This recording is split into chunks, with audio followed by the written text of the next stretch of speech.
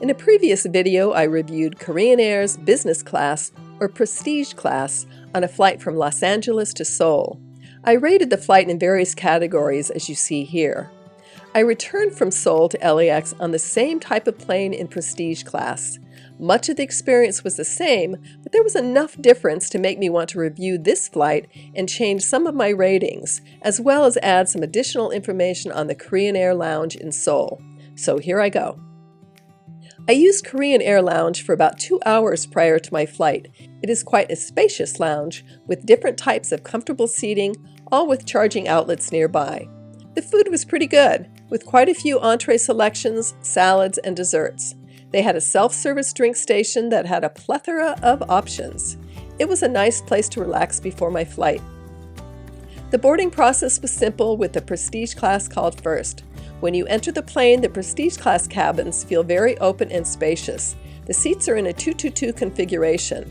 I chose a middle seat so I wouldn't have to hop over anyone when using the toilet or have anyone hopping over me. When we arrived, our seats looked like this, with a pillow, blanket, and amenity kit.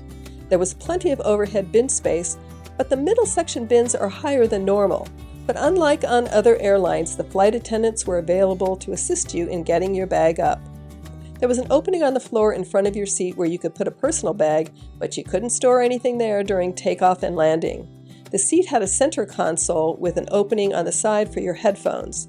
The headphone jack was just above it with a couple of USB ports. In my middle seat, this little side cubby is the only place you have to put an item during takeoff and landing, and it's not a great one. It's too small and not deep enough to secure your phone from falling through to the floor. The only place to store your water bottle was on the console, nothing secure. I noticed at some point in my flight that people with a window seat had a ledge that when you lifted the top, there was storage beneath it. A much better solution for people in those window seats. There was a pair of slippers and a menu in the pockets in front of you. There were some little cubbies that had a sign telling you not to store things during takeoff and landing. There was plenty of leg space, which is one of the best features of this 2-2-2 configuration. The TV is somewhat small and far away. There isn't much privacy with this layout. You definitely can see your neighbor's TV and they can see yours. Now I will go through the various categories and give you my updated ratings. In my previous video, I rated the service as a 9. I had said the flight attendants were very professional, immaculately coiffed, and highly efficient. On this trip, I want to raise that rating to the full 10. The service was excellent, and I have to give a shout out to the flight attendants on their upkeep of the toilets. Usually toilets get dirtier and dirtier through a long flight, but these attendants kept them unbelievably clean, even folding the corners of the toilet paper. I can't find any fault in the service I received. Cabin and atmosphere, 9. The cabin feels very open and is quite clean. It is just a little dated without much privacy. Food, 7 to 9.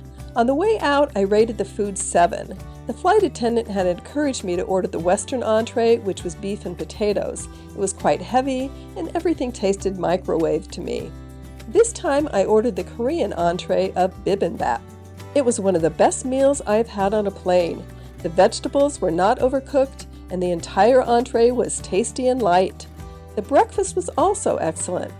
I don't drink much, but decided to taste their wine in order to share it with you. I ordered a glass of Chablis and approved. It wasn't too sweet or too dry. Although they have several courses for the dinner menu, they had fewer options in appetizers and desserts than I've had on other airlines. Amenities, 8. The amenity kit pouch was pretty basic, although it did have a partition with Velcro. It included toothpaste, toothbrush, hairbrush, lip balm, body lotion, hand cream, sleep mask, and a shoehorn. I liked the products, which were Italia brand. All decent products, just nothing exceptional. Entertainment, 8. I didn't include entertainment in my previous Korean Air video because I didn't watch any entertainment on the way out. On this return trip, I watched a movie, and although they have a very nice and wide selection of quality movies and TV shows, the remote control is not that easy to use.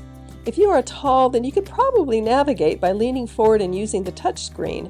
However, I am not, and with the turbulence and continual announcements to fasten our seatbelts, I was relegated to using the remote control. I had to push a button several times for it to react, and had to go through several steps to navigate to the correct screen. I wondered if my particular remote was malfunctioning or if they were all that way. One time it took me at least 5 minutes to navigate to a movie.